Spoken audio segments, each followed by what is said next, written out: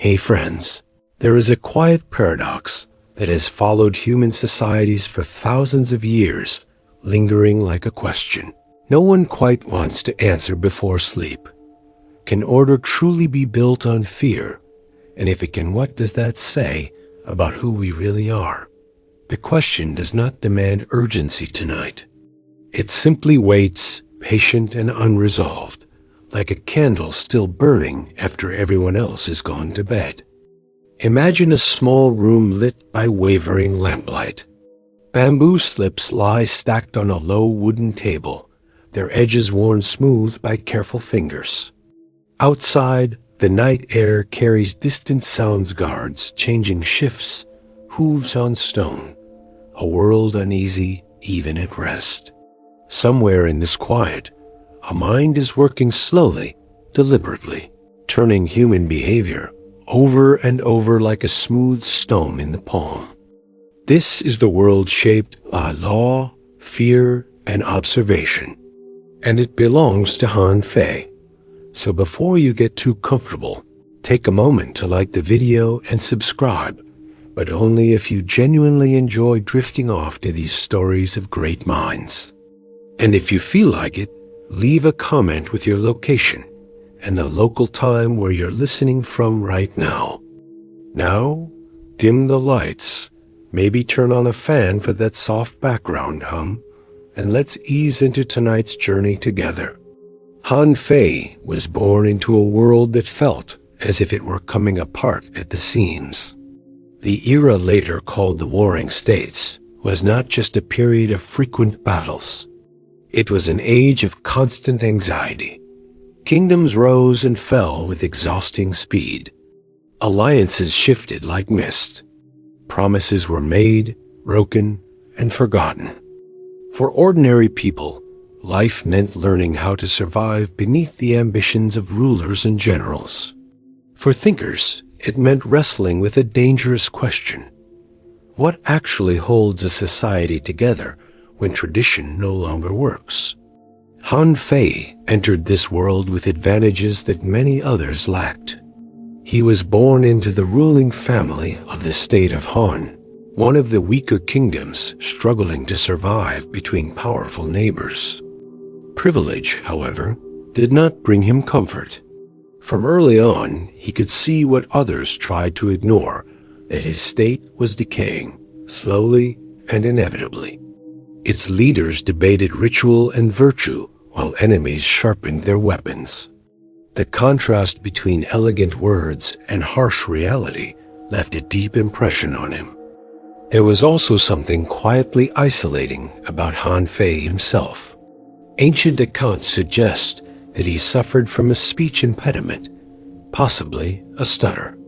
In a culture that valued eloquent debate and persuasive speech, this limitation mattered. While others argued loudly in court or in school halls, Han Fei often remained silent. He listened. He watched faces, gestures, hesitations. Over time, silence became not a weakness, but a discipline. Writing, not speaking, would become his way of thinking out loud. As a young man, Han Fei studied under Zhuangzi, one of the most formidable Confucian thinkers of the age. This was not an obvious pairing. Confucian teaching emphasized moral cultivation, ritual, and the belief that society could be guided by virtue if leaders set the right example. Han Fei absorbed these lessons carefully. He did not reject them immediately. Instead, he tested them against what he saw in the world around him, and what he saw disturbed him. People, he noticed, often behaved well when it benefited them, and poorly when it did not. Officials spoke of righteousness, but maneuvered for advantage. Rulers praised loyalty while rewarding cunning. Even family bonds could bend under pressure. Some biographers still wonder whether Han Fei's skepticism came from personal disappointment, from watching trusted figures fail, or from a colder, more analytical temperament that simply refused comforting illusions. Rather than arguing that people should be better, Han Fei began to ask a different question. What if systems were designed for people as they actually are, not as we wish them to be? This question would quietly reshape his entire philosophy. One clear historical fact anchors this period of his life. Han Fei wrote extensively, producing essays that would later be collected into the book known as the Han Feizi. These writings were not emotional outbursts. They were measured, methodical, and often unsettling in their clarity. He argued that laws must be explicit, punishments predictable, and rewards consistent. Not because rulers were cruel, but because ambiguity invited manipulation. Yet there was something deeply human beneath this cool logic. Han Fei reportedly lived simply, preferring study to social life. He found comfort in routine reading late into the night, arranging his bamboo slips with care, rewriting passages until the logic felt airtight. There is a small, almost tender detail preserved in later commentary. He disliked disorder in his surroundings, as if external neatness could compensate for the chaos he perceived in human affairs. Still, his ideas did not bring him peace. In the court of his own state, Han Fei was largely ignored. His warnings about reform fell on ears dulled by tradition and fear of change. To be right and unheard is a particular kind of loneliness. It raises an open question scholars still debate. Did Han Fei believe his ideas would save his state, or had he already accepted that collapse was inevitable? As the years passed, his writings began to travel farther than he ever could. They reached readers in rival states, including the powerful kingdom of Qin. There, a ruler obsessed with unification found something compelling in Han Fei's stark vision. Law as an impersonal force. Power embedded in systems rather than personalities. Control achieved not through moral appeal, but through structure. For Han Fei, this distant recognition must have felt strangely hollow. Admiration from afar could not erase neglect at home, nor could it quiet the unease of knowing that ideas, once released, take on lives of their own. Tonight, as you lie listening, you might notice how these ancient tensions feel oddly familiar. Rules that shape behavior without asking for belief. Incentives that guide action more reliably than speeches. Systems that function even when individuals fail. We live inside structures like these every day, rarely thinking about where they came from. And perhaps that is the lingering paradox Han Fei leaves us with, still unanswered for now. Is stability worth the price it demands? And who decides what that price should be? The question can rest beside you tonight. There is no need to resolve it yet. The world Han Fei grew into was restless even at dawn. Before the sun fully cleared the horizon, courtyards were already alive with quiet movement, servants sweeping dust from stone floors, messengers tightening leather straps, officials rehearsing the words they hoped would keep them safe for another day. The air itself seemed tense, as if it were holding its breath.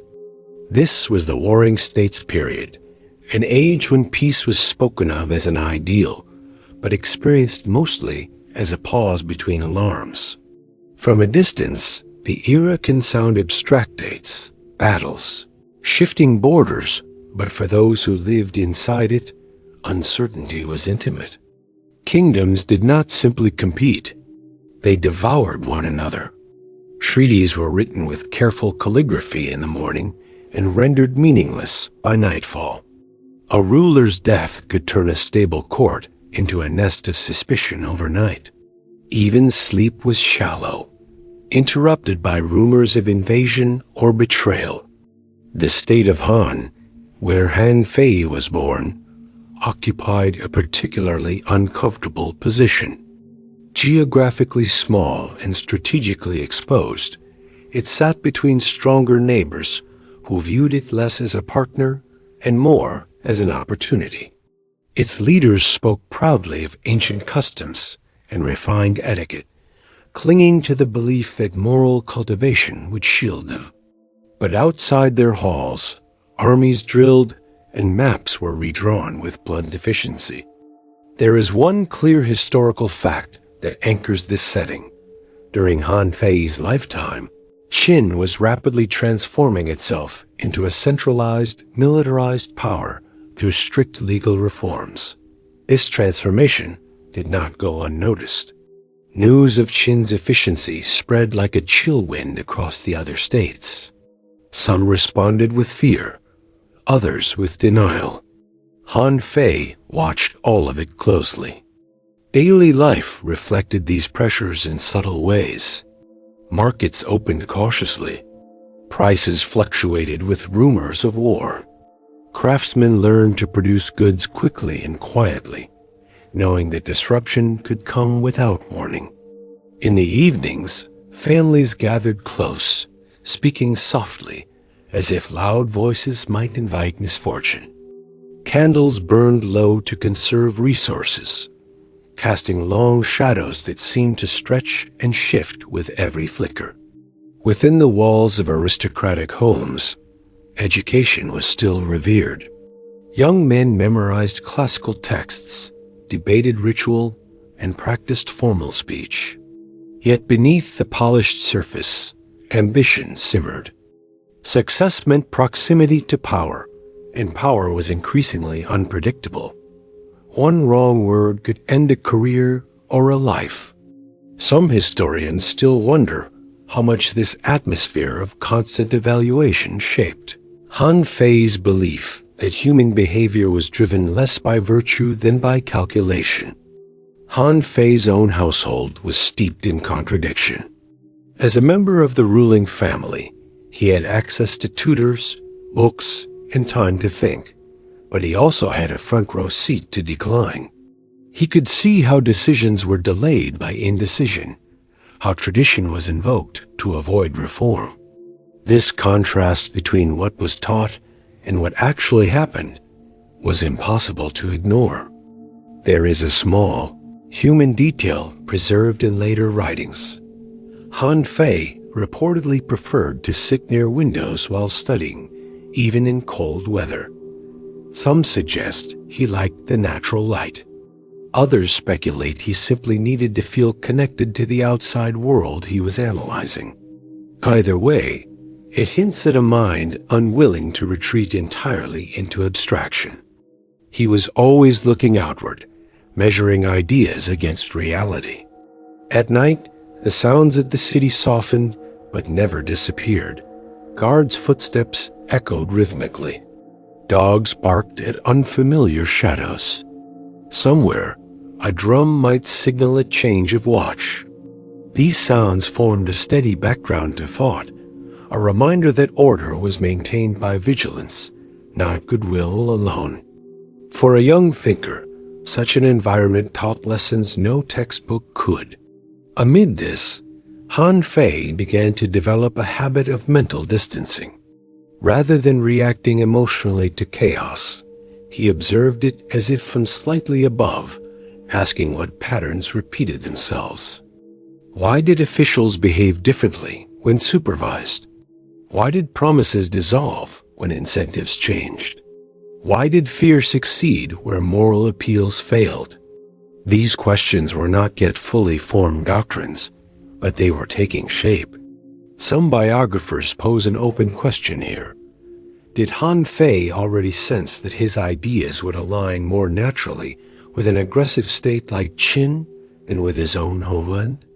If so, it would add a layer of quiet tragedy to his story understanding what works, yet knowing it may not save what you love. As you listen now, perhaps you can almost feel that tension, the way a society can look orderly on the surface while trembling underneath. The streets appear calm, the rituals continue. But beneath it all, forces are shifting, and those who sense it early often feel most alone. This was the world that shaped Han Fei's early mind, a place where survival depended on foresight, where ideals were tested daily, and where sleep itself was a fragile thing. In such a setting, it is perhaps no surprise that he would come to believe order must be engineered, not hoped for. By the time Han Fei reached childhood, the shape of his life was already being quietly pressed into place, not by dramatic events, but by small, accumulating pressures. He grew up surrounded by the comforts of rank, yet those comforts were threaded with unease. Servants moved carefully, choosing their words with practiced restraint. Relatives spoke politely at meals, but their conversations often drifted toward worries about borders, alliances, and the slow erosion of the state's strength. Even a child could sense when confidence was rehearsed rather than real. His family lineage meant expectations arrived early. As a member of the ruling house of Han, he was expected to study, to understand governance, and eventually to serve. But there was an early wound that set him apart: his difficulty with speech. Ancient sources mention that Han Fei struggled to speak fluently, possibly stuttering when he tried to express complex thoughts aloud. In a society that prized eloquence, this mattered deeply. Words spoken smoothly were seen as signs of clarity and authority. Hesitation invited doubt. For a young boy, this could be quietly devastating. Imagine sitting in a lesson hall where others recite passages with confidence, while your own voice betrays you. The mind races ahead, but the mouth cannot keep pace. Some children respond with defiance, others with withdrawal. Han Fei appears to have chosen observation. When speaking became a risk, listening became a refuge. He learned to watch how teachers rewarded confidence, how classmates reacted to authority, how approval flowed not necessarily toward insight, but toward performance. This habit of watching would shape him for life. There is one solid historical anchor here. Han Fei was educated in the classical tradition, memorizing texts, learning history, and absorbing the moral language of his time. Yet his experience of that education was filtered through personal limitation.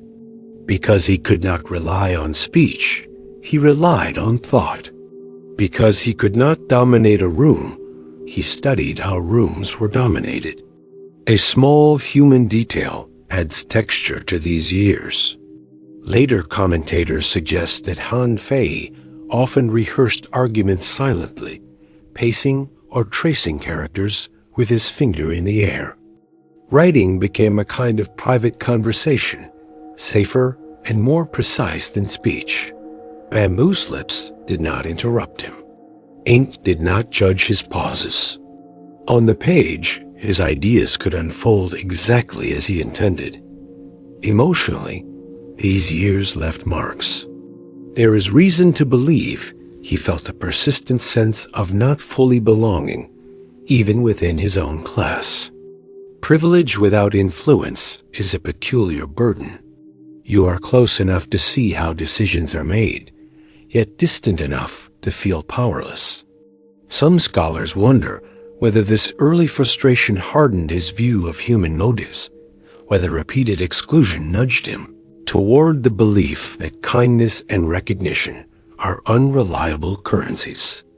At the same time, his upbringing exposed him to the fragility of inherited power. He could see that noble birth did not guarantee competence, and that authority often rested on habit rather than merit. This realization quietly undermined the Confucian assumption that moral cultivation alone could sustain order. If virtuous appearances failed so often in practice, what else was at work? Han Fei's childhood was not marked by dramatic trauma, but by steady disillusionment. He watched elders cling to rituals while ignoring looming threats. He saw how fear altered behavior more swiftly than persuasion. When punishments were certain, compliance followed. When rules were vague, manipulation flourished. These observations settled slowly, like sediment, forming the foundation of his later thought. There is an open biographical question here that remains unresolved. Did Han Fei's speech difficulty merely push him toward writing, or did it fundamentally shape his philosophy by forcing him into the role of observer rather than participant? The answer matters because it suggests his ideas were not only intellectual conclusions, but adaptive responses to a world that rewarded clarity of power over clarity of intention. As night fell on his childhood home, lamps were lit and conversations softened. From his place near the edge of gatherings, Han Fei listened more than he spoke.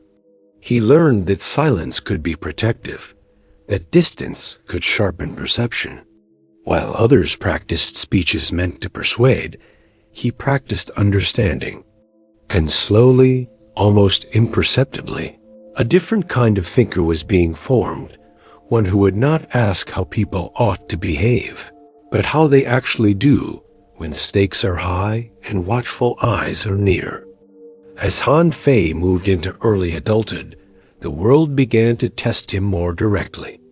Childhood observation gave way to participation, and participation brought disappointment. The path expected of him was clear: study, serve, advise. Yet each step revealed the same unsettling pattern. Good intentions faltered when they collided with self-interest, and lofty language dissolved under pressure. One clear historical fact anchors this phase of his life. Han Fei studied under Zunzi, a major Confucian thinker who believed that human nature was fundamentally flawed, but could be corrected through education, ritual, and law. This mattered deeply. Zunzi did not preach naive optimism. He acknowledged selfish impulses, but he still trusted that moral training, guided by wise rulers, could shape society toward harmony. For Han Fei, this was both compelling and insufficient. In Zunzi's school, debates were common. Students argued over texts, interpretations, and the proper balance between ritual and authority.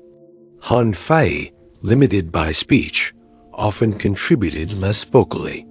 Yet he absorbed more than he revealed. He listened to the confidence with which others defended virtue, and he compared it with the world beyond the academy walls, where officials cheated, alliances fractured, and rulers hesitated at critical moments. Trial and error defined these years. Han Fei attempted to advise his own state, submitting written proposals for reform. They were thoughtful, precise, and often uncomfortable in their implications. They asked rulers to give up personal discretion in favor of consistent rules. They suggested that favoritism weakened authority. Time after time, his ideas were set aside. Tradition felt safer than change. This rejection left scars. There is a humanizing detail that surfaces in later anecdotes. Han Fei reportedly kept copies of his rejected writings, revising them again and again rather than discarding them. It suggests a mind unwilling to abandon an idea simply because it failed once. Failure for him was not proof of error, only evidence that conditions were not yet right. Growth came slowly and not in the way he might have hoped. Instead of rising as a trusted advisor, he grew more isolated. He watched others advance through charm or lineage rather than insight. This reinforced a belief that systems, not personalities, determined outcomes. Some scholars still ask an open question about this period. Did Han Fei ever seriously consider abandoning public life altogether, retreating into pure scholarship? His persistence suggests he believed ideas could still matter, even if their authors remain unseen. Through these disappointments, his thinking sharpened. He began to separate three forces he saw as essential to power: law, clear rules; technique, methods of control; and authority, the position itself. This framework was not born from triumph, but from watching failure repeat itself. Each rejected proposal became data. Each ignored warning refined his understanding. Emotionally, these years were heavy. To know what might work, and to watch it go unused, creates a quiet bitterness. Yet Han Fei did not lash out. He did not moralize. He observed. His writing grew colder, more precise, stripped of unnecessary warmth. It was as if he were carving away hope to reveal structure beneath. As you rest now, you might recognize this pattern the way repeated setbacks can push a person either toward resignation or toward clarity. For Han Fei, clarity won. The world had taught him that good intentions were fragile, but well-designed systems could endure. By the end of this period, he was no longer simply a student reacting to failure. He was becoming a theorist of it, determined to understand why societies collapse and how they might be held together, even against human weakness. By the time Han Fei reached the height of his intellectual powers, his thinking had hardened into something both formidable and unsettling. The doubts of youth had been refined by years of disappointment, and the observations gathered in silence now formed a coherent, relentless vision. This was the period of his greatest productivity and his deepest inner conflict. One clear historical fact defines this phase.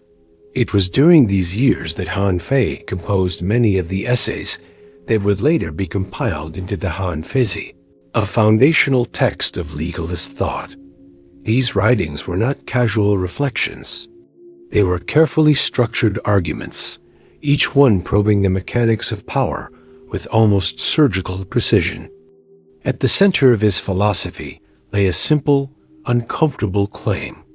Rulers should not depend on personal virtue, neither their own nor that of their officials. Virtue, he believed, was unpredictable. Law, by contrast, could be designed. When rules were clear and consequences certain, behavior aligned itself accordingly. Not because people became better, but because systems left them no room to maneuver. This idea brought him recognition, but also unease. Han Fei was not blind to the emotional cost of his conclusions. He understood that a society governed by strict laws and punishments could be efficient, even stable, but also cold. There are passages in his writing where the tone softens just enough to suggest awareness of what is being sacrificed. Some readers sense hesitation there, as if he were asking himself whether truth justified its consequences. A small humanizing detail from this period hints at that tension. Han Fei reportedly enjoyed moments of quiet, leisure-long walks, simple meals, the rhythm of routine. He was not a man who delighted in cruelty or chaos. This contrast has puzzled historians. How could someone personally inclined toward calm advocate systems built on fear? The question remains open, inviting reflection rather than easy judgment. Externally, pressure mounted. His ideas began circulating more widely, drawing the attention of powerful figures beyond his home state. Admiration came mixed with danger. To articulate how power truly works is to expose those who wield it. Han Fei knew that clarity could provoke resentment as easily as respect. Internally, conflict deepened. He had set out to save his state by diagnosing its weaknesses, yet his most attentive audience lay elsewhere. Some scholars still wonder whether this realization troubled him, whether he sensed that his ideas might strengthen forces that would ultimately erase his homeland. If so, it adds a tragic dimension to his peak years. Success measured not in loyalty, but in influence. Despite this, he did not soften his stance. On the contrary, his writing grew sharper. He analyzed court politics, deception, reward, and punishment with increasing confidence. He argued that rulers must remain inscrutable, guarding their intentions carefully. Transparency, he warned, invited manipulation. Trust, when unearned, became a liability. As you lie listening now, you might feel the weight of these ideas pressing gently against modern life. Performance metrics, contracts, incentives, surveillance. So much of our world runs on the assumption that structure guides behavior more reliably than character. We rarely ask who first dared to articulate that assumption so plainly.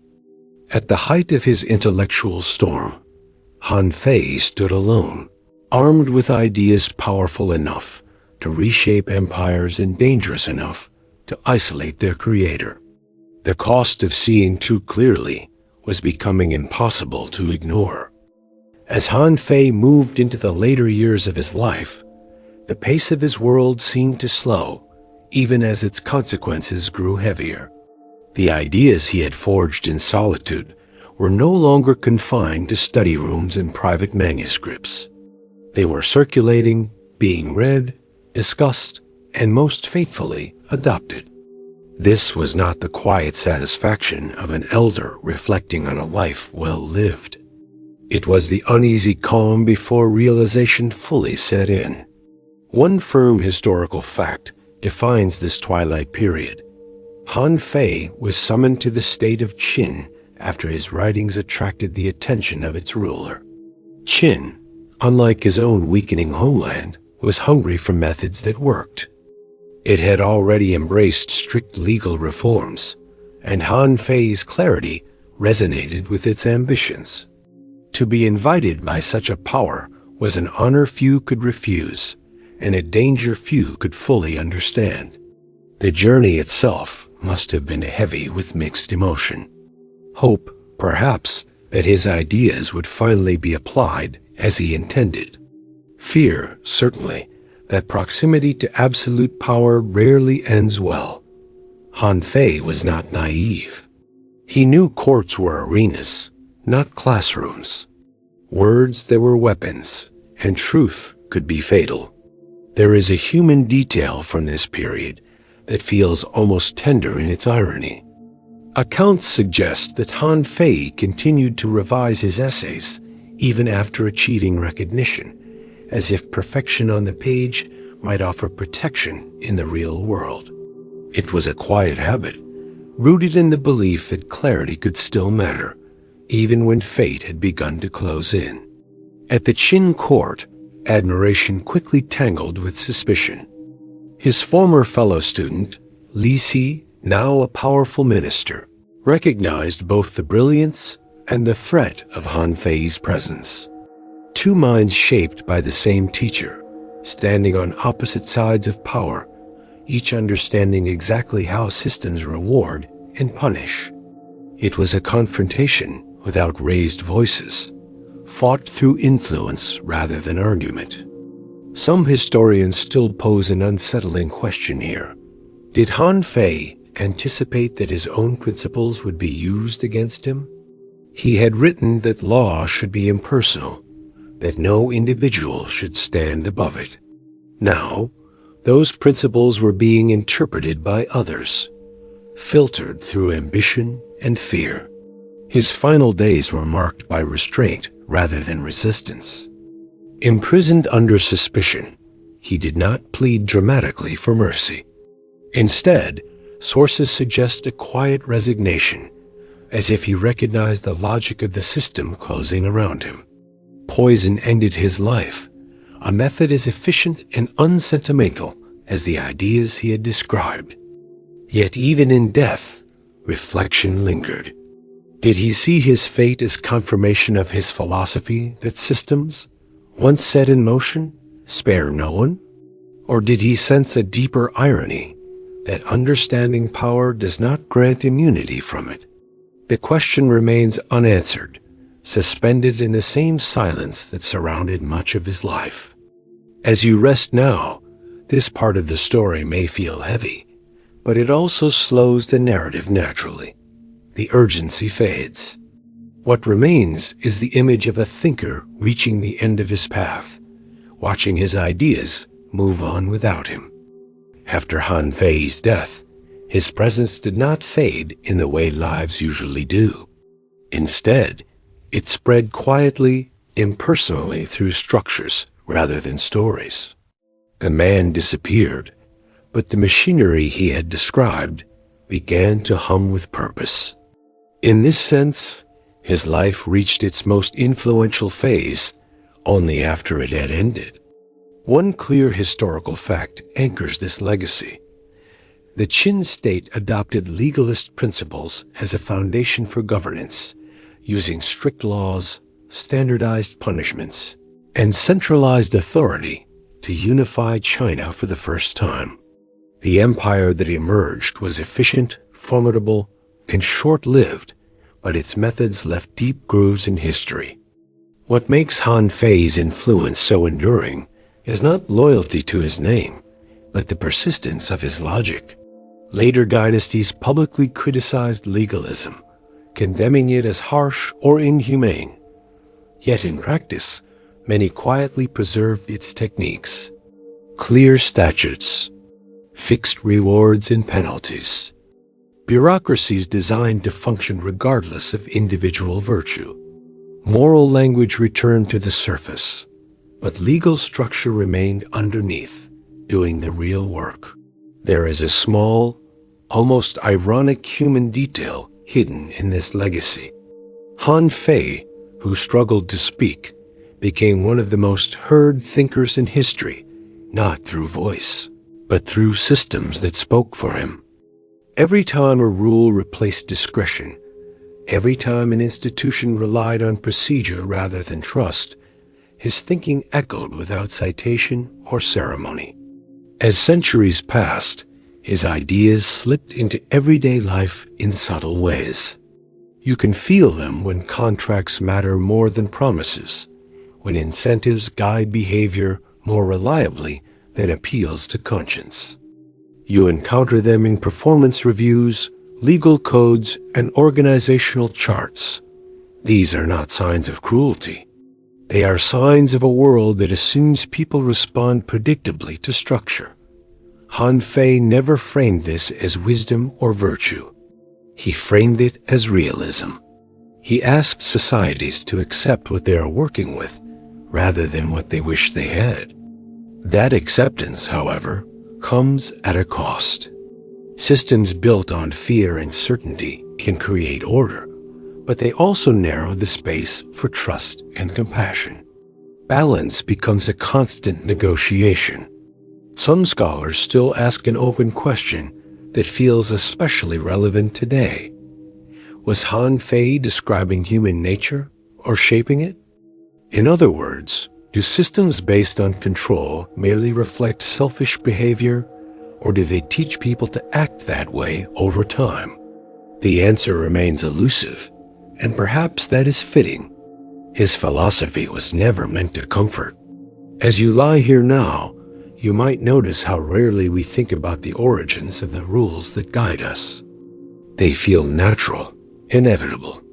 Yet they were once ideas, carefully reasoned by a quiet observer who believed clarity was kinder than illusion. Whether he was right is not something you need to decide tonight. What matters is that his thinking still moves through the modern world, like a low, steady current, mostly unseen, rarely acknowledged, but undeniably present. As Han Fei's ideas drift forward through time, something curious happens to them. They lose their sharp edges, not because they become kinder, but because they become ordinary. What once felt radical slowly turns into background structure so familiar that it no longer feels like a choice at all. There is one historical reality that quietly confirms this. Long after the Qin dynasty fell, later Chinese states continued to govern through a blend of moral language and legalist structure. Publicly, rulers praised virtue and harmony. Privately, they relied on laws, audits, punishments, and standardized procedures. The lesson learned was simple and enduring. Ideals inspire, but systems endure. This is where Han Fei begins to feel less like a historical figure and more like a presence you live alongside. You encounter him not in books, but in routines. In the way, deadlines motivate action more reliably than encouragement. In how contracts replace trust between strangers. In how institutions assume predictable self-interest and design around it. These are not ancient ideas preserved in museums. They are living habits. And yet, there is a quiet tension here. Order achieved through structure can feel safe, even comforting. It reduces uncertainty. It tells you what happens next. But it can also feel narrow. When rules dominate, there is little room for mercy, misunderstanding, or growth that doesn't fit predefined outcomes. Han Fei understood this tension, even if he rarely lingered on it emotionally. A small human detail from later interpretations is telling. Some commentators noted that Han Fei's writing style, though severe, was never chaotic. His sentences are controlled, balanced, almost calming in their logic. It is as if he sought peace through precision. That alone suggests he was not driven by fear, but by a desire to reduce it by replacing unpredictability with clarity. Still, questions remain.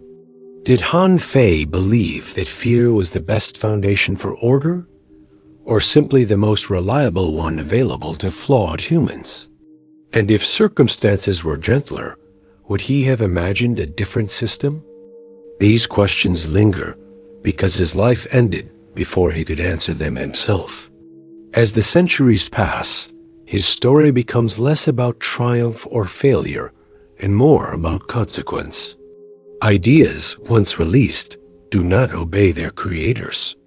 They settle into cultures, adapt to new contexts, and shape behavior quietly.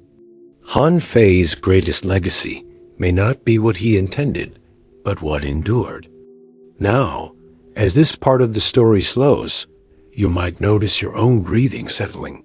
The urgency fades. The facts soften into reflection. Han Fei's life does not demand agreement, only attention. It asks you to notice the structures you move through every day, and then to let that noticing drift away. The night is wide enough to hold unanswered questions.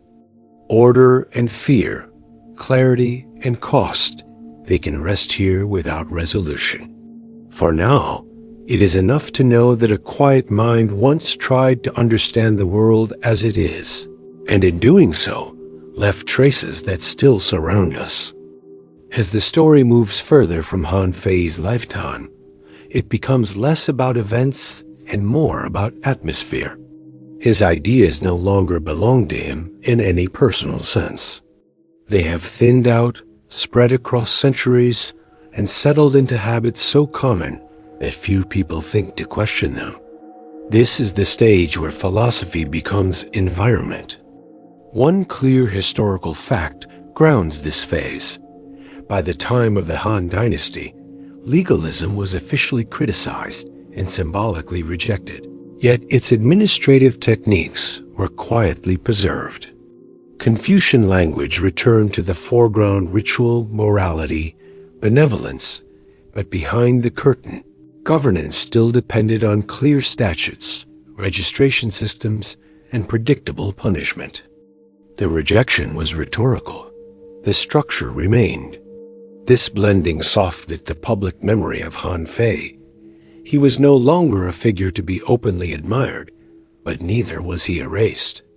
Instead, his thinking became something like a skeleton beneath the skin of the state, unseen, but essential. Order continued not because people suddenly became virtuous, but because systems continued to guide behavior in reliable ways.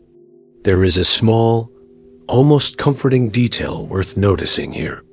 Over time, strict laws were tempered by layers of interpretation, appeal, and exception. This suggests that even societies shaped by legalist logic sensed the need for flexibility. Fear alone could enforce compliance, but it could not sustain legitimacy. That adjustment, never fully resolved, reveals an ongoing conversation between structure and humanity. In everyday life, this balance shows up quietly. Rules exist, but they are softened by discretion. Incentives motivate action, but relationships still matter. Han Fei's clarity about human self-interest did not eliminate kindness. It simply refused to depend on it. Whether that refusal is wisdom or pessimism remains an open scholarly question, one that historians still debate. As you rest now, you might recognize how familiar this feels. Modern systems rarely ask you to be good. They ask you to comply. They assume motivation rather than cultivating it. And yet, within those systems, people still seek meaning, fairness, and moments of grace. The tension has never disappeared. It has only been managed. This part of the story carries no drama, only persistence. Han Fei's ideas did not conquer hearts. They settled into routines. They became the reason forms look the way they do, the reason consequences are outlined in advance, the reason predictability is valued over persuasion. And as the narrative continues to slow, it becomes clear that his legacy is not a monument, but a pattern one that repeats quietly, night after night, generation after generation, until it feels like the natural shape of things.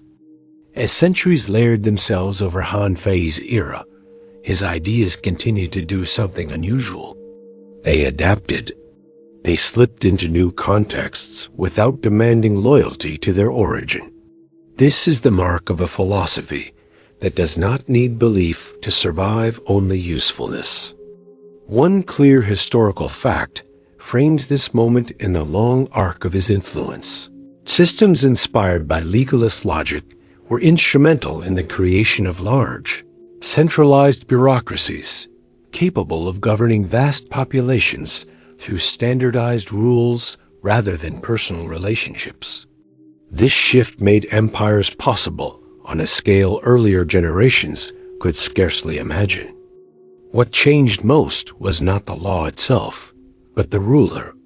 Authority no longer depended solely on charisma, lineage, or personal wisdom. It rested on position. Whoever occupied the seat of power inherited the machinery attached to it. The system did the work. Individuals passed through like shadows, leaving little trace behind. There is a subtle human detail worth lingering on here. In records from later dynasties, officials often complained not about cruelty, but about impersonality. Decisions were made by procedure. Appeals were processed, not pleaded. This frustration reveals something important. People missed being seen. Yet they also relied on the very structures that made such distance inevitable. Han Fei had anticipated this tension. He believed that predictability mattered more than warmth, especially in unstable times. When rules are clear, people adjust. They may not feel comforted, but they know where they stand. In a world shaped by constant uncertainty, that knowledge can feel like relief. Still, an open question remains. One scholars continue to circle gently. Does a system built on suspicion inevitably teach people to become suspicious? Or can structure and trust coexist without one eroding the other? Han Fei never resolved this. Perhaps he believed resolution was less important than survival. As you listen now, the pace of the story continues to slow. There are fewer names, fewer events, more space. His influence no longer arrives with force. It hums softly in the background, in the way responsibilities are defined before relationships form, in how outcomes are measured, not intentions. This is where his legacy becomes almost invisible. And invisibility, paradoxically, is a sign of success. What once needed explanation has become assumption. What once felt harsh has become normal. The night has room for this kind of thought. It does not demand judgment. It allows patterns to be noticed, then gently set aside. Han Fei's ideas do not ask you to agree with them, only to recognize how quietly they have shaped the world you move through. As Han Fei's influence stretched further across time, something subtle but important shifted. His ideas were no longer associated with crisis or conquest. They became tools for maintenance. The goal was no longer to seize power, but to keep it functioning without collapse. One clear historical fact anchors this phase. By the late imperial period, administrative law in China had become highly procedural, relying on documentation, registries, and layered oversight. Officials were evaluated not by moral reputation alone, but by measurable outcomes: tax collected, order maintained, quotas met. This was governance's process, not persuasion. What this produced was a peculiar kind of stability. The system did not need inspired rulers every generation. It needed competent ones who followed rules. Failure became traceable. Success became replicable. From Han Fei's perspective, this would have looked like vindication. Power had finally been separated from personality. Yet for individuals living inside these systems, the experience was mixed. There is a human detail preserved in later complaints. Officials often felt trapped between strict rules and local realities. Mercy could be punished. Initiative could be risky. Obedience was safer than creativity. This tension reveals the quiet cost of predictability, the narrowing of acceptable behavior. Han Fei had warned about favoritism and discretion, but he had also accepted that systems create pressure. His writings suggest he believed pressure was preferable to chaos. Whether he imagined how long that pressure might last is another question. Did he foresee a world where rules outlive the crises that created them? Historians still debate this, because his texts focus on survival, not comfort. As the narrative slows further, the emotional tone softens. The drama is gone. What remains is routine. And routine, for all its dullness, can feel safe. Knowing what is expected reduces fear. Knowing consequences in advance allows adjustment. This was the promise of legalist logic when stripped of conquest. Listening now, you may notice how familiar this feels. Performance reviews, compliance checklists, regulations written to apply equally, regardless of circumstance. These are not expressions of cruelty. They are attempts to remove uncertainty. Han Fei's world feared unpredictability above all else. And yet, beneath this calm surface, a quiet longing persists, the desire to be understood as more than a case or a number. That longing has never disappeared, no matter how refined systems become. Section by section, the story continues to decelerate. The mind is invited not to analyze, but to notice. Han Fei's legacy is no longer loud enough to disturb rest. It has become part of the background hum of organized life. At a certain distance from its origin, an idea no longer feels like an idea at all. It becomes habit. This is where Han Fei's thinking settled far from the debates of scholars, far from the anxieties of rulers, embedded instead in the quiet routines of organized life. One clear historical fact marks this transition. Over time, legalist-inspired governance spread beyond China's borders in indirect ways, influencing neighboring states through administrative models, taxation systems, and codified law. The philosophy was rarely named, rarely praised, yet its mechanisms traveled well. Clarity, predictability, and enforcement proved universally useful. What makes this stage of the story so gentle is its lack of drama. There are no sudden collapses here, no decisive battles. Instead, there is repetition.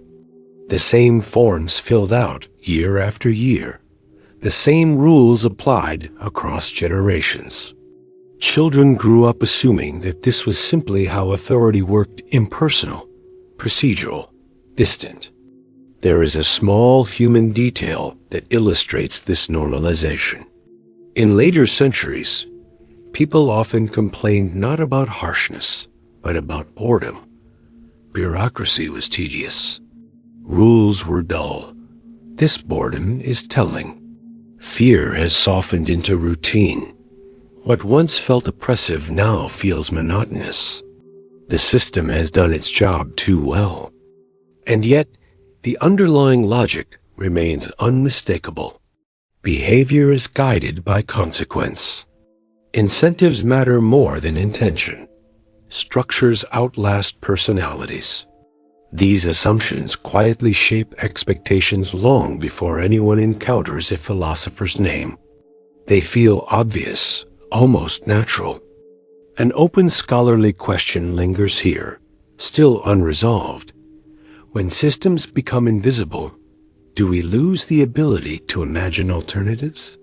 Han Fei was radical because he questioned inherited norms. But once his solutions became norms themselves, questioning slowed. Stability can dull curiosity. As you rest now, this part of the story invites a softer awareness. You might notice how many aspects of daily life operate without explanation. How rules exist without stories attached. How compliance is expected, not negotiated. None of this feels urgent tonight. It simply exists, steady and unremarkable. The narrative continues to slow, letting complexity dissolve into atmosphere. Han Fei's influence is no longer something to trace or evaluate. It is something to drift past, like a shoreline seen from far out at sea.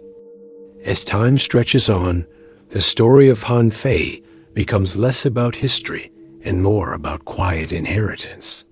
His ideas are no longer debated in courts or weighed by scholars alone.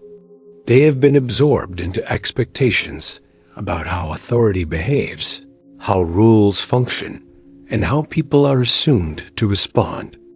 One clear historical fact frames this stage. Modern legal and administrative systems across the world rely on codified law rather than personal judgment, emphasizing consistency over discretion. While these systems emerged independently in different cultures, they echo the same core insight Han Fei articulated, that predictability shapes behavior more reliably than moral appeal. What is striking is how little emotional reaction this now produces. Rules are accepted as necessary. Enforcement is expected. Consequences are outlined in advance, and most people adjust without protest. This is not fear in its raw form. It is fear refined into expectation. The sharp edge has been sanded down by repetition. There is a small human detail worth noticing here. In many modern workplaces, people often say they prefer clear rules, even when those rules are strict. Ambiguity is stressful. Knowing exactly what happens if you fail can feel oddly comforting. Han Fei understood this long before psychology gave it a name. Clarity reduces anxiety, even when it limits freedom. Yet a question remains, hovering gently. Does living inside predictable systems slowly change what we expect from one another? When rules replace trust, do relationships thin out over time? Or do they simply move elsewhere, into private spaces beyond institutional reach? Han Fei never explored this fully. His focus was order, not intimacy. As you listen now, the pace continues to soften. The story no longer pushes forward. It settles. Han Fei's legacy has reached a point where it does not need defending or condemning. It simply exists, shaping the background conditions of modern life. Perhaps the most remarkable thing is how unnoticed this influence remains. Few people think about why systems are designed the way they are. Fewer still trace those designs back to a quiet observer from a collapsing state who once tried to understand why good intentions fail. The night is wide enough to hold this realization without effort. You do not need to judge it or resolve it. You can simply notice, then let the thought drift away as the story moves closer to rest. Section 14. As the story drifts further from the person and deeper into the pattern, something quiet becomes clear. Han Fei's greatest influence was never dramatic. It did not announce itself with monuments or loyal followers. It worked best when it was unnoticed, when it blended so thoroughly into daily life that no one felt the need to name it. One clear historical fact helps anchor this realization. In many modern states, laws are written to apply equally, regardless of personal circumstance, intention, or character. This principle of equality before the law feels ethical on the surface, but it also reflects a deeper assumption. Systems must function without knowing who you are. The law does not care, and that indifference is precisely what makes it reliable. There is a quiet emotional shift that happens when people grow up inside such systems. Expectations become internalized early. Children learn rules not as negotiations, but as boundaries. Adults learn consequences not as moral judgments, but as outcomes. Over time, this produces a form of calm compliance. Not obedience born of fear, but adjustment born of familiarity. A small human detail illustrates this well. In many societies, people feel uneasy not when rules are strict, but when they are unclear. Ambiguity creates anxiety. Clear limits, even harsh ones, can feel strangely reassuring.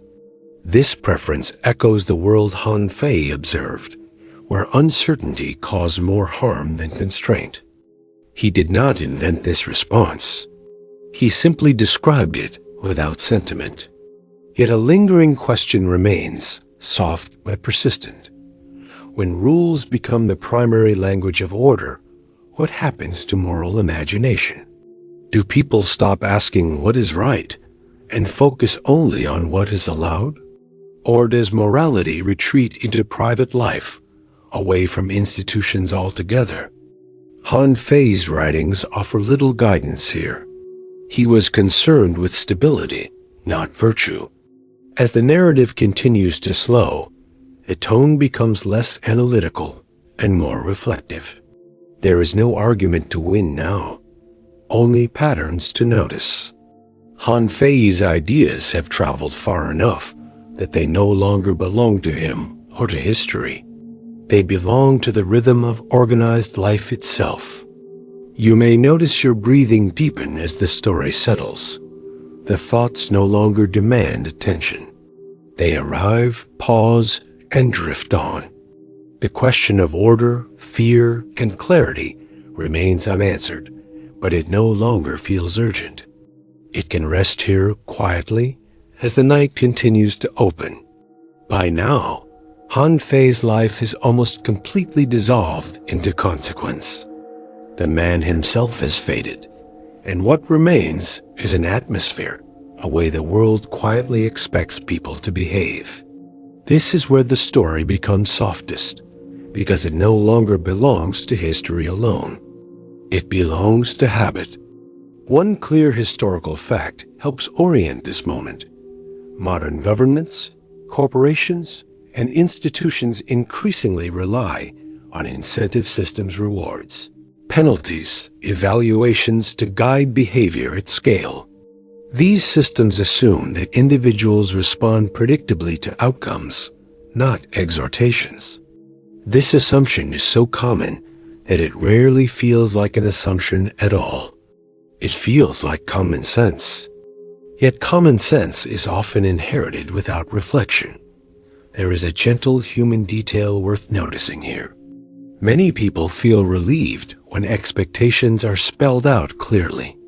Job descriptions, rules, schedules, contracts, these things reduce the mental strain of uncertainty. You know where the edges are. You know what happens if you cross them. That relief is not accidental. It is the emotional side effect of a world designed to minimize ambiguity. Han Fei understood this response intuitively. He did not believe most people enjoyed fear. He believed they feared uncertainty more.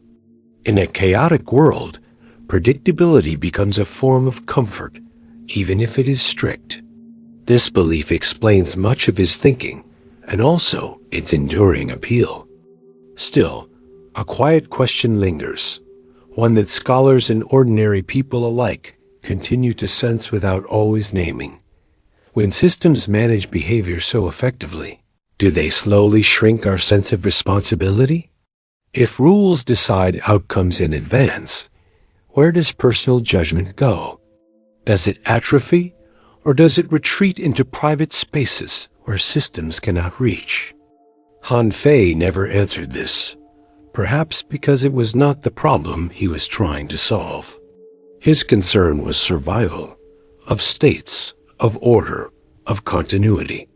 Moral flourishing felt secondary in a world constantly on the edge of collapse. But centuries later, when collapse is less immediate, the question feels heavier. As you lie listening now, the story no longer asks you to follow arguments or remember names. It invites you to notice the texture of your own world, the quiet agreements you make every day with systems you did not design, the way compliance feels neutral, even invisible. The pace slows further. Sentences stretch. Ideas loosen their grip. Han Fei's legacy does not need to be carried forward consciously. It is already here, woven into routines so ordinary they barely register. And in this softness, the night does what it does best. It holds complexity without asking you to resolve it.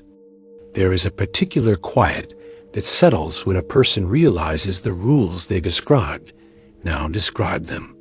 For Han Fei, this recognition did not arrive with drama. It came gradually, like dusk filling a room, without anyone noticing the moment light disappears.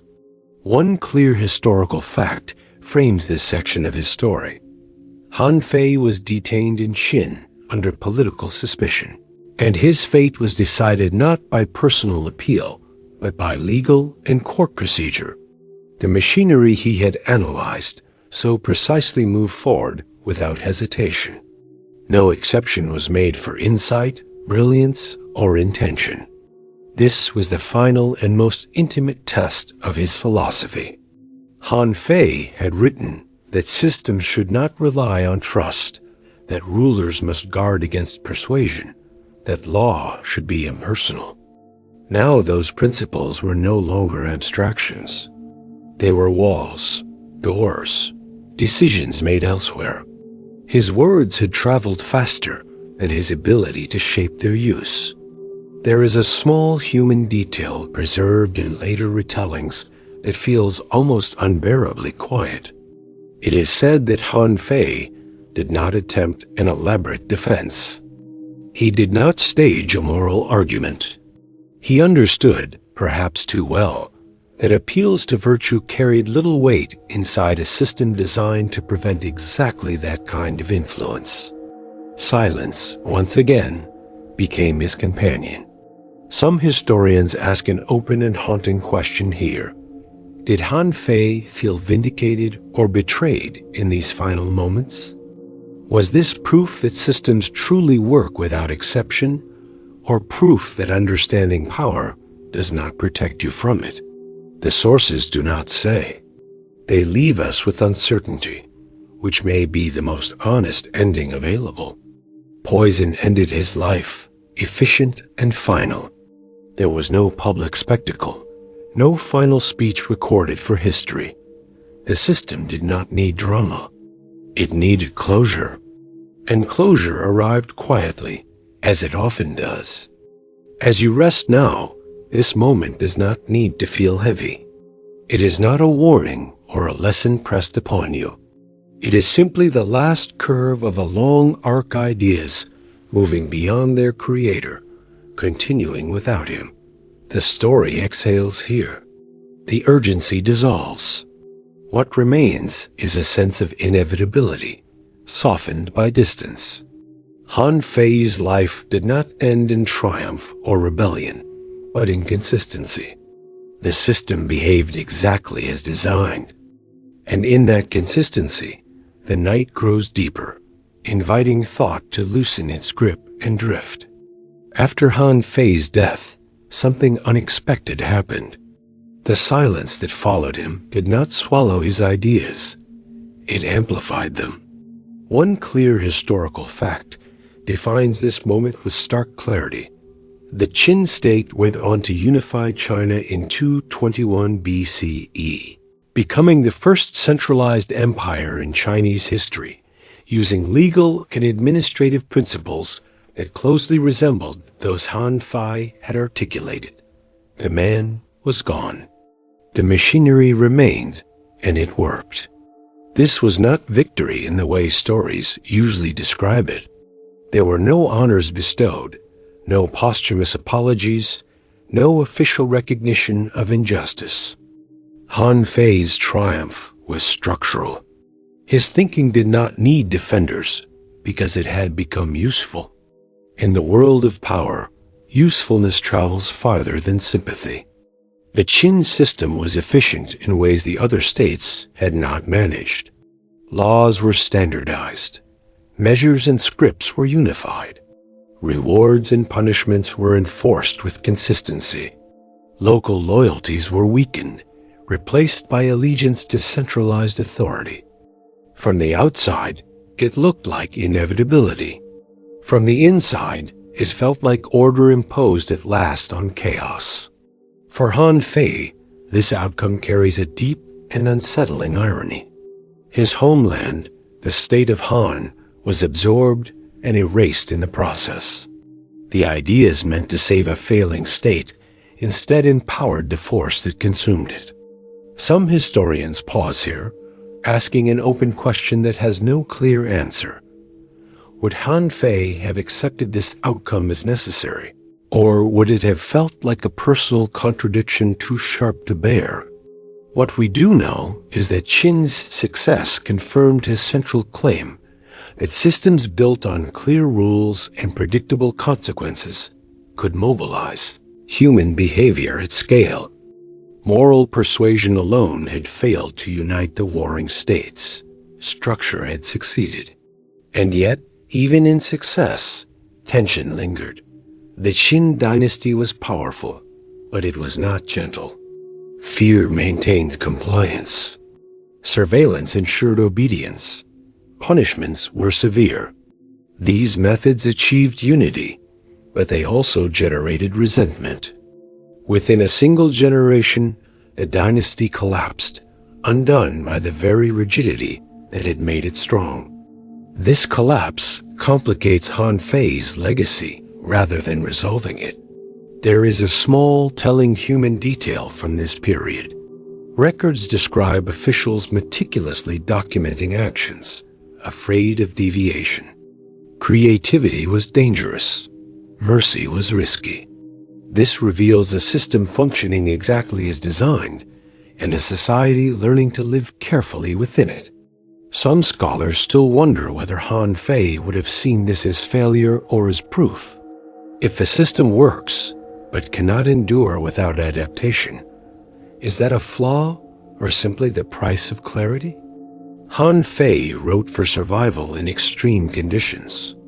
Longevity may not have been his primary concern. As the empire fell and new dynasties rose, Qin became a cautionary tale. Its harshness was criticized. Confucian ideals were restored publicly. Yet, beneath the language of virtue, many legalist techniques remained. The lesson absorbed by later rulers was subtle. Fear alone is unstable, but structure is indispensable. This is where Han Fei's posthumous life truly begins, not as a ruler's manual, but as a buried foundation. His ideas survived precisely because they could be separated from his name. They could be condemned in theory and preserved in practice. That separation ensured endurance. Listening now, you might sense how victory and loss blur together here. Han Fei did not live to see the unification of the world he analyzed so carefully. But the world he described came into being anyway. His absence did not weaken his influence. It clarified it. The story softens at this point. The drama recedes. What remains is consequence ideas, proving themselves without their author present to guide or restrain them. This is the quiet power of systems. Once established, they do not ask permission to continue. And as the night deepens, this realization does not need to feel unsettling. It can simply rest beside you, a reminder that some lives echo not through memory, but through structure. As the dust of the Qin collapse settled, the world did not rush back to warmth or gentleness. It adjusted. What followed was not a rejection of structure, but a careful recalibration of it, an attempt to keep what worked while softening what had broken people. One clear historical fact anchors this transition. The Han Dynasty publicly elevated Confucianism as its guiding philosophy, emphasizing morality, ritual, and benevolence, while quietly retaining legalist administrative techniques beneath the surface. This synthesis would shape Chinese governance for centuries. It was a compromise born not of theory, but of exhaustion. From a distance, this blend can look harmonious. In practice, it was layered. Moral language addressed the heart. Law addressed behavior. One inspired loyalty. The other ensured compliance. Han Fei's ideas, stripped of their harsher rhetoric, slipped neatly into this arrangement. They no longer needed to dominate. They only needed to function. There is a small human detail that reveals how deeply this balance settled in. Officials were expected to present themselves as virtuous and cultivated, yet they were evaluated through reports, quotas, and inspections. Public kindness coexisted with private calculation. This duality was not seen as hypocrisy. It was seen as realism. Society had learned that appearances and systems serve different purposes. For Han Fei's legacy, this was a strange kind of afterlife. His name was often spoken with caution, sometimes with disapproval. Yet his logic lived on, protected by anonymity. Few needed to praise him. Fewer still needed to read him directly. The system remembered what individuals forgot. Some scholars still ask an open question at this point in the story. Did this synthesis dilute Han Fei's philosophy or perfect it? Was legalism meant to stand alone, or was it always destined to be moderated by moral language once stability returned? The texts do not answer. History simply moved forward. Emotionally, this phase carries a quieter tone. The urgency of survival has passed. The fear that shaped Han Fei's world has softened into caution. Order remains, but it is less brittle. Rules are enforced, but they are wrapped in ceremony and justification. The sharpness of punishment is blunted by appeals to virtue. As you listen now, the story feels less like a warning and more like a settling. The great storms have passed. What remains is landscape structures smoothed by time, habits inherited rather than imposed. Han Fei's influence is no longer heavy. It is ambient. This is often how powerful ideas endure. They surrender their name in exchange for longevity. They stop demanding agreement and start shaping expectation. By the time people notice them, they feel inevitable. The night holds this moment gently. Nothing here needs to be resolved. A blend of fear and morality, structure and softness simply exists. It breathes quietly through history, just as your own breathing does now, steady, unforced, and gradually slowing. By this point in the story, Han Fei's presence has become almost completely abstract. His life no longer feels like a sequence of events, but like a set of assumptions quietly guiding how societies think about order. The sharp edges of his era have worn smooth, leaving behind principles that feel less like philosophy and more like gravity, always there, rarely noticed. One clear historical fact grounds this stage. Modern legal systems around the world rely on standardized rules applied consistently, often through bureaucratic processes that limit personal discretion. This approach is not uniquely Chinese, nor does it require knowledge of legalism to function.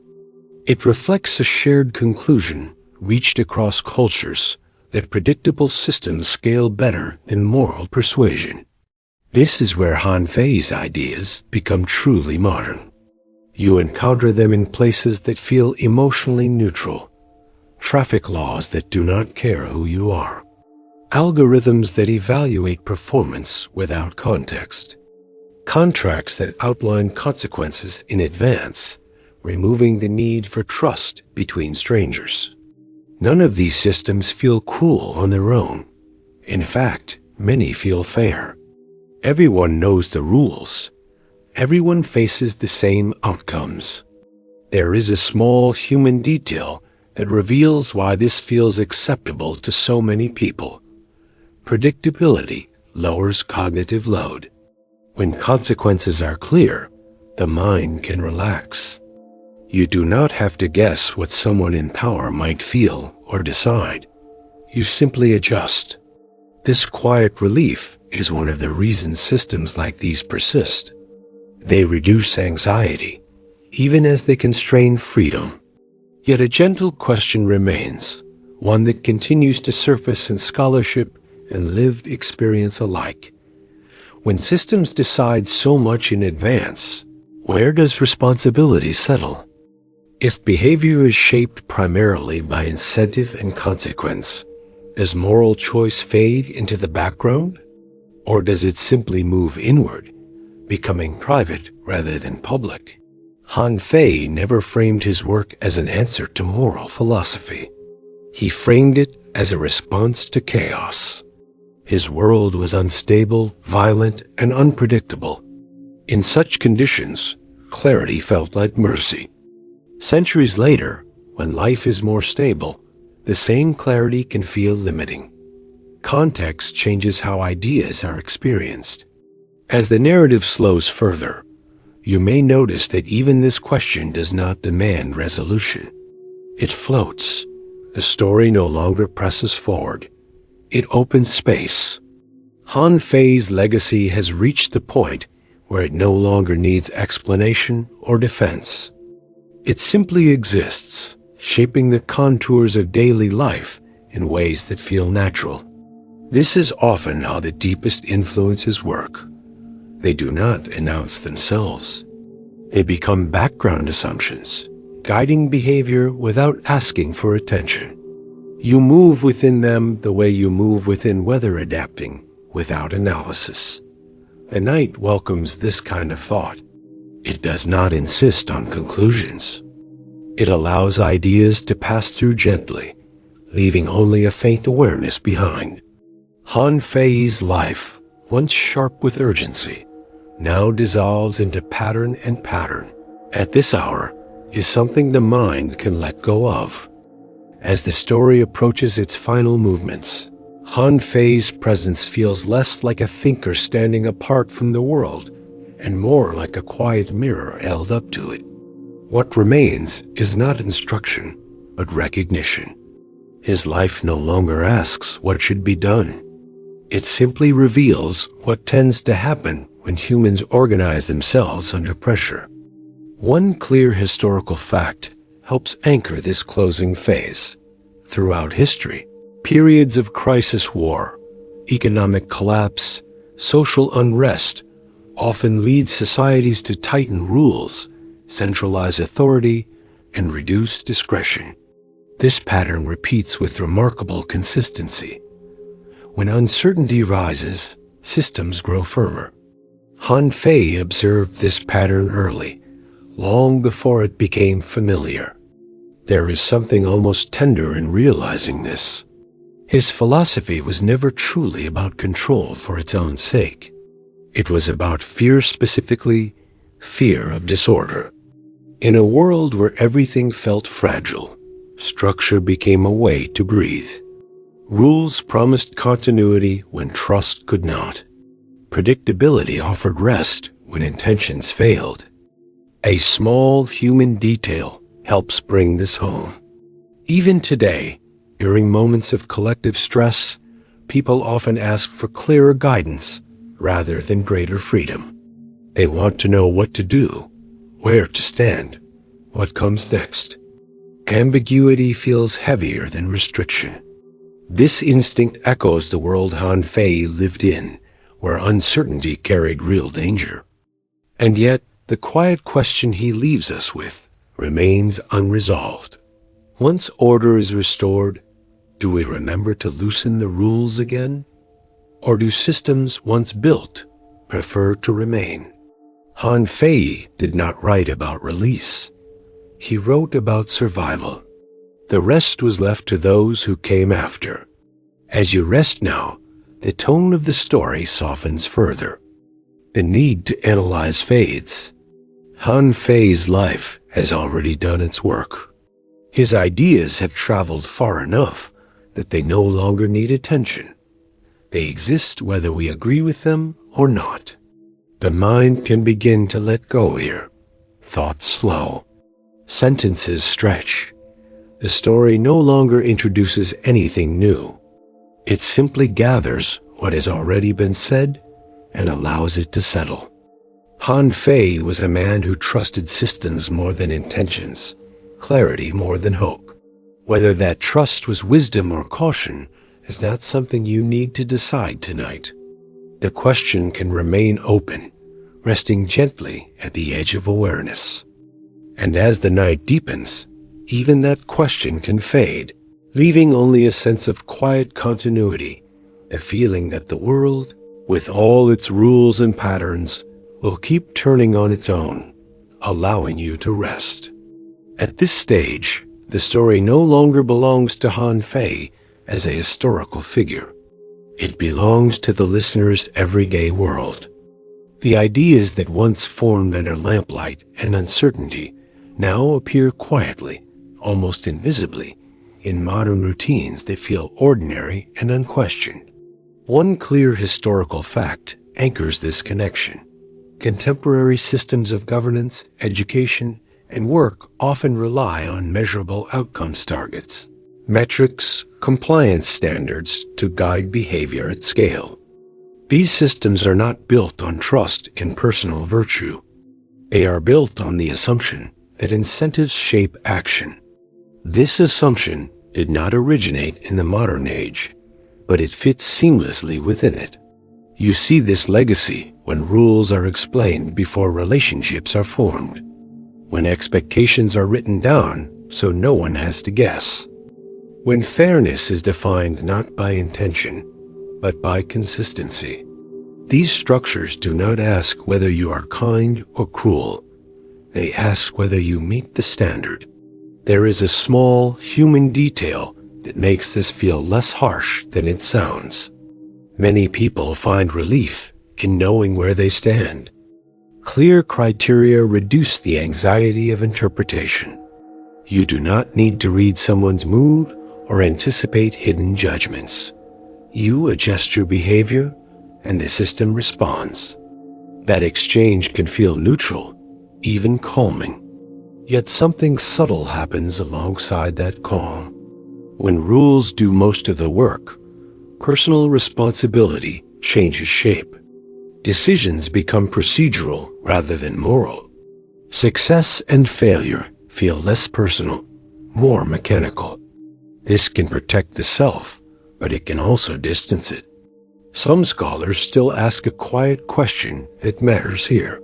Does living inside systems designed around control and incentive gradually teach people to see themselves the same way?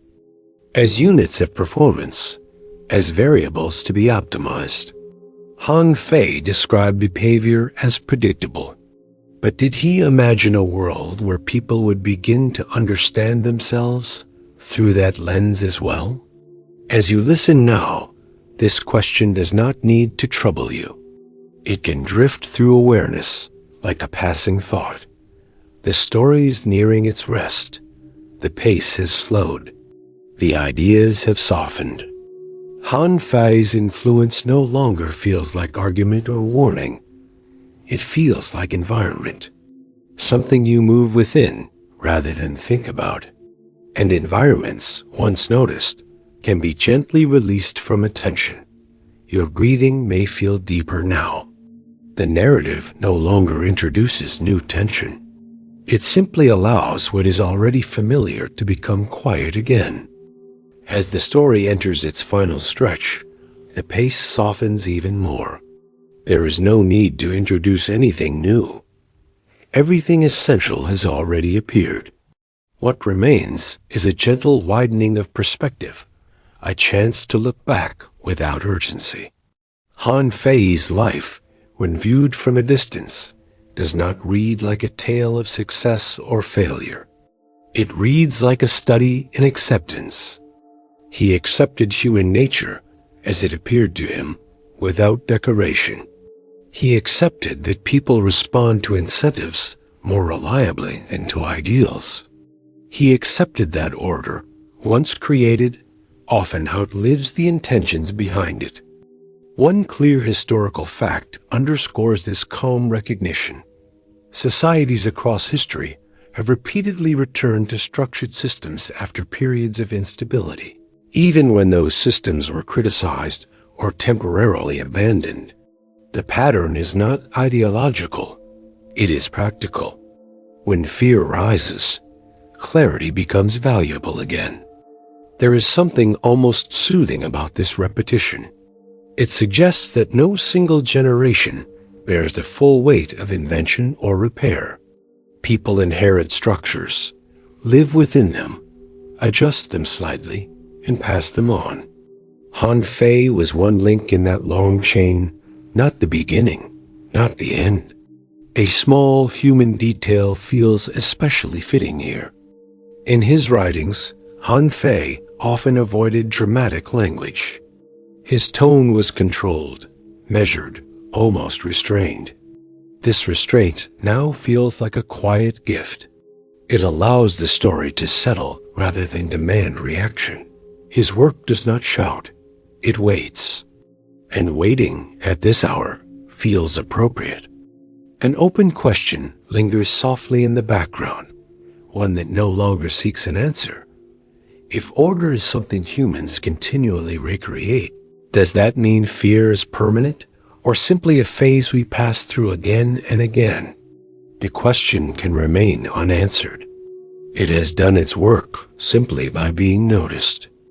As you rest now, the story loosens its hold. The ideas no longer need to connect or resolve. They can drift apart. The mind does not need to follow them. It can let them fade into the same background where Han Fei's influence now lies present, but quiet. The night is wide enough for this kind of understanding. Nothing is demanded. Nothing is concluded. There is only a sense of continuity, gentle and unforced, carrying you toward rest. At this point, the story no longer asks you to follow a line of reasoning. It invites you to feel the shape of something that has already settled. Han Fei's life has thinned into atmosphere present not as a lesson, but as a quiet condition of the world. One clear historical fact still matters here, even in this softened space. Long after legalism lost its status as an official philosophy, its mechanisms continued to operate wherever large populations required coordination registries, audits, standardized penalties, written codes. These tools survived not because people loved them, but because they worked when nothing else did. And yet, there is a gentle shift in how they are experienced. When systems become familiar, they stop feeling imposed. They feel natural. You grow up assuming that rules exist before relationships, that procedures precede understanding. This assumption does not announce itself. It simply frames expectations from the start. There is a small human detail that reveals how deeply this framing reaches. Many people feel discomfort, not when rules are strict, but when they are inconsistent. A predictable system, even a demanding one, often feels fairer than a flexible one that depends on mood or favor. This preference is emotional as much as rational. It protects against disappointment. Han Fei would have recognized this immediately. He believed disappointment was more destabilizing than severity. Broken expectations erode trust faster than clear limits ever could. In that sense, his philosophy was not built on cruelty, but on an attempt to prevent collapse emotional as well as political. Still, the quiet question that has followed him remains unresolved, hovering gently rather than accusingly. Is a life lived inside well-designed systems enough? Or does something essential retreat when order does too much of the work for us? The question is not meant to be answered tonight. It has already done what it needs to do by slowing the mind. As the story nears its end, even reflection begins to loosen. The thoughts no longer connect tightly. They drift. Han Fei's world, once sharp with urgency, now feels distant and still. The lamplight fades. The bamboo slips close. You do not need to carry his ideas forward consciously. They are already part of the background. And backgrounds, once noticed, can be released without effort. The night deepens.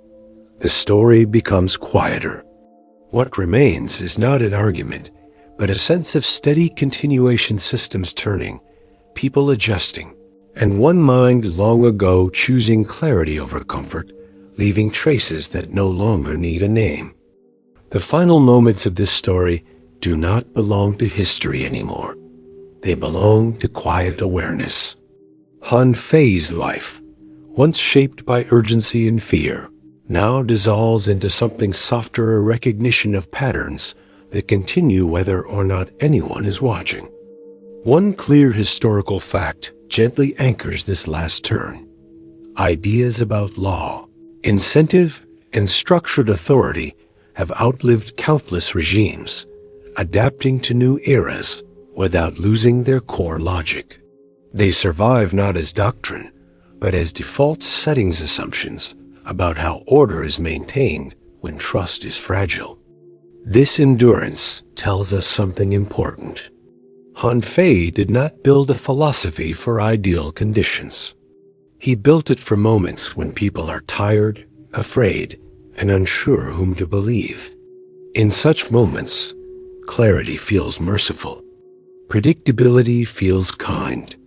Even firm rules can feel like shelter. There is a small human detail that fits this ending well. In many modern lives, people turn to routines when overwhelmed. Fixed schedules, clear steps, familiar rules.